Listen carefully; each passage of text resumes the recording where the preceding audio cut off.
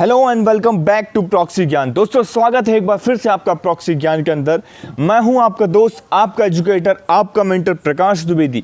और आज हम डिस्कस करने जा रहे हैं measures China has propose to ease tension at LAC in Ladakh.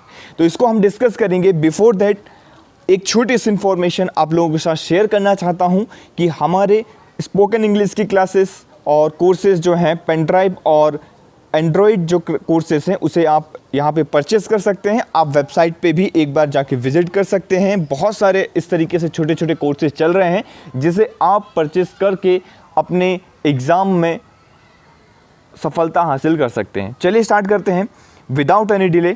China has proposed a slew of steps to ease tension along the line of actual control. जैसा कि आप सभी लोग जानते हैं कि लाइन ऑफ एक्चुअल जो कंट्रोल है हमारा LAC रीजन है। अभी मैं आपको सारी पिक्चर क्लियर करवा दूंगा 2 मिनट के अंदर। LAC जो रीजन है ईस्टर्न लद्दाख के ऊपर बहुत ज़्यादा हमारी तनातनी टेंशन चल रही है। चाइना के साथ एग्रेशन चल रहा है। चाइना वहाँ से एग्रेशन दिखाता है, फिर इंडिया को काउंटर अटैक करना पड़ता है, इंडिया वहाँ पे काउंटर करता है उस एग्रेशन को। यही सारी चीज़ें चल रही हैं। चाइना चाहता है कि हम वहाँ से अपनी आर्मी को विड्रॉ कर ले, पीछे खींच ले, आर्टिलरी गन्स वगैरह जो भी टैंक्स वगैरह उन सबको पीछे ले ले। लेकिन और चाइना के इंडिया के कुछ और पॉइंट्स हैं, तो वो सारी चीज़ें हम यहाँ पे देखेंगे। देखिए, Indian troops vacating strategic height in the southern bank of Pangsong Silo, making the finger fourth in the northern bank and no go area। अब ये क्या पॉइंट्स बोले जा रहे हैं यहाँ पे मैंने लिख भी दिया है। आप चाहें तो इसको स्क्रीनशॉट ले सकते हैं या इसको एक बार नोट डाउन कर सकते हैं। ये आपके एग्जाम के पर्सपेक्टिव के हिसाब से काफ़ी इंपॉर्टेंट है। आगे चलते हैं। देखिए, यहाँ पे आपकी सारी पिक्चर क्लियर हो जाएगी। फिंगर 1 2 3 4 साफ साफ आपके सामने यहाँ पे दिख रहा है। ये जो लेक है, लेक दिख रहा है यहाँ पे, ये ध्यान से देखिए। फिंगर 4 की बात कर रहे हैं। फिंगर 4 में हमारी आर्मी है। चाइना चाहता है कि आप फिंगर 4 से, मतलब चाइना ये चाहता है कि फिंगर 4 से अपनी आर्मी को विड्रॉ करके हम फिंगर 3 तक अपनी आर्मी को रखें। अपना बेस जो है, अपना जो पोस्ट है इंडियन आर्मी का, वो फिंगर 3 तक ही सीमित रखें, फिंगर 4 तक ना रखें। उसके रिजल्ट में चाइना क्या करेगा, चाइना भी अपनी आर्मी को फिंगर 4 से विड्रॉ करके फिंगर 5 तक रखेगा। दैट मीन्स फिंगर जो 4 का एरिया है वो नो गो एरिया डिक्लेयर कर दिया जाएगा। वहां पे कोई भी फोर्सेस नहीं जाएगी, कोई भी मिलिट्री, कोई भी फोर्सेस नहीं जाएगी। ये चाइना का कहना है।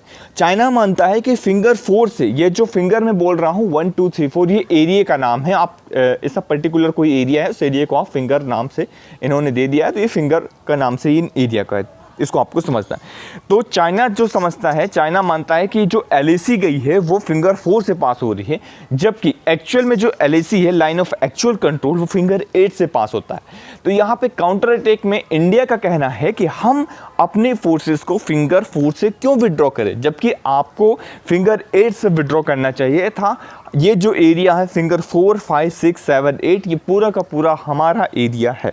तो ये इंडिया का स्टैंड ऑफ है और ये चाइना के पॉइंट्स हैं, दोनों मैंने आप लोगों के साथ डिस्कस कर दिया।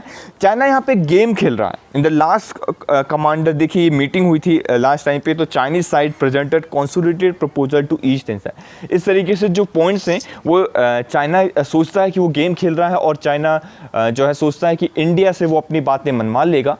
पर देखते हैं आगे क्या होता है, क्योंकि नेक्स्ट मीटिंग के लिए जो है यहाँ पे मना कर दिया गया है कि नेक्स्ट मीटिंग जो है अब नहीं होगी, कोई बात नहीं होगी।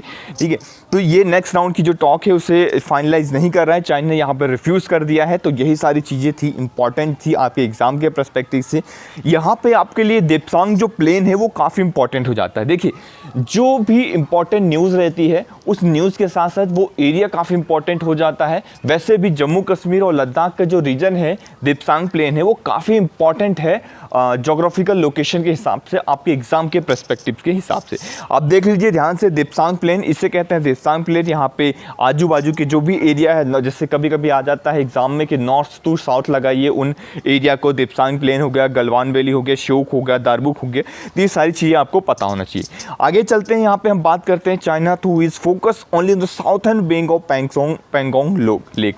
जो पैंगोंग लेक का जो साउथर्न बैंक है वहाँ पे वो ज़्यादा फोकस कर रहा है। चाइना की हमेशा से पॉलिसी रही है कि चाइना एग्रेसिव पॉलिसी दिखाता है और वहाँ पे एग्रेशन दिखा के हमेशा डिस्प्यूट अराइज करने की कोशिश करता है, बॉर्डर डिस्प्यूट, जिसके तहत वो एक्सपेंशन पॉलिसी के तहत वो अपनी आर्मी को और आगे बढ़ाता जाए और वहाँ पे वो कब्जा करता जाए। तो ये टैक्टिकल एडवांटेज लेने की कोशिश कर रहा है यहाँ पे चाइना।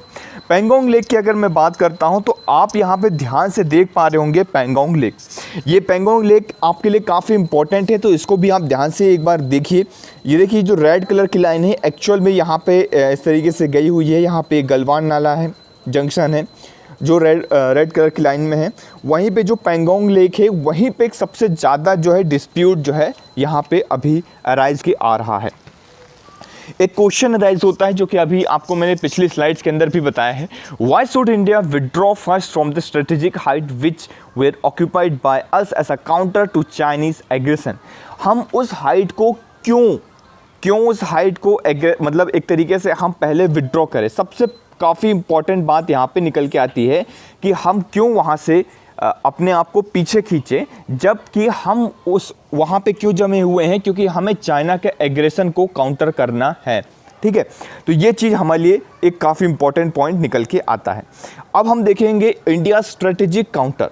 सो इंडिया स्ट्रेटेजिक काउंटर के तहत Chinese proposal made during the same 12 October meeting के तहत ये चीज़ बात हुई थी। Artillery guns can not be Beijing can not be trusted, कि हम चाइना के ऊपर ट्रस्ट तो कर नहीं सकते हैं। क्यों नहीं कर सकते हैं? जनरली हमने बैकग्राउंड में देखा था, प्रीवियसली हमने देख चुके हैं, कई बार हमने देखा है कि चाइना का जब हम चाइना के ऊपर विश्वास करते हैं और उसका जो हमें नतीजा जो है नेगेटिव में हमेशा भुगतना पड़ता है।